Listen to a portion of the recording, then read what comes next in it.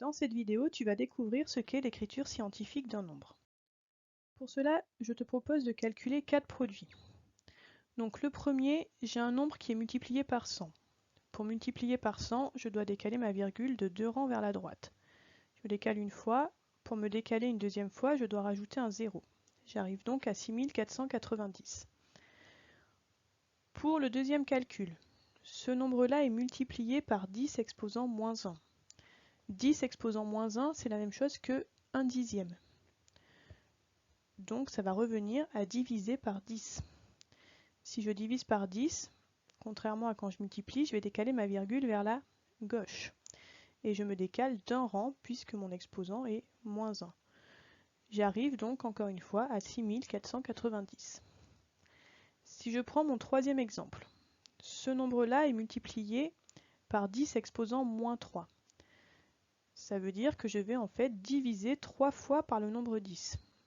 Donc je divise une première fois par 10, une deuxième fois et une troisième fois. J'arrive encore une fois à 6490. Si je prends le dernier exemple, 6,49, cette fois-ci qui est multiplié par 10 exposant 3. Ça veut dire que je vais multiplier 3 fois par le nombre 10. Donc je vais me décaler une fois vers la droite, une deuxième fois, une troisième fois, donc je vais devoir rajouter encore un 0 et j'arrive à 6490 pour mon quatrième calcul. Tous les calculs proposés donc nous donnent le même résultat. Donc 6490, on peut l'écrire sous différentes formes qui sont ici, et il y en a encore plein d'autres qui existent. Parmi ces formes-là, il y en a une qu'on va appeler donc l'écriture scientifique de ce nombre. L'écriture scientifique de 6490, ça va être donc la dernière que l'on a calculée, 6,49 fois 10 exposant 3.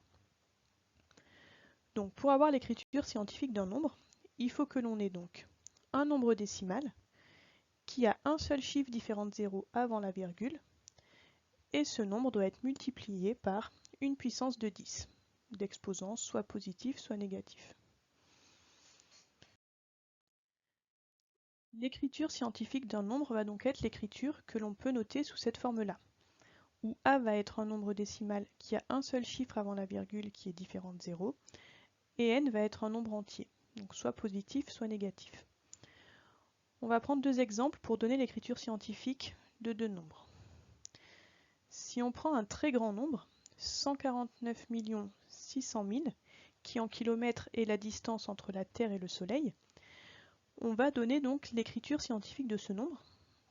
Pour cela, il faut qu'on ait un nombre décimal qui a un seul chiffre avant la virgule différent de 0. Ma virgule, j'ai pas trop de possibilités pour la placer, je dois la placer donc ici. Si je la place ici, j'ai donc 1,496. J'ai bien un seul chiffre avant la virgule, ce chiffre c'est 1, donc il est différent de 0. Ce nombre-là est beaucoup plus petit que 149 600 000. Je dois donc le multiplier plusieurs fois par 10 pour retrouver ce nombre-là de départ. Ma virgule, j'ai décidé de la placer ici. Donc pour retrouver le nombre de départ, je vais devoir multiplier une première fois par 10, une deuxième fois, une troisième fois, une quatrième fois, une cinquième fois, une sixième fois, une septième fois et une huitième fois. Comme je dois multiplier 8 fois par le nombre 10, ça revient à multiplier par 10 exposant 8. Et j'ai donc ici l'écriture scientifique de mon nombre. Si je prends un deuxième exemple, cette fois-ci un nombre qui est très petit, 0,000125, qui est la taille en mètres d'un acarien, je vais donc devoir placer ma virgule dans ce nombre-là pour avoir un seul chiffre différent de 0 avant la virgule. Là pour l'instant j'ai un 0 avant la virgule, donc ça ne convient pas.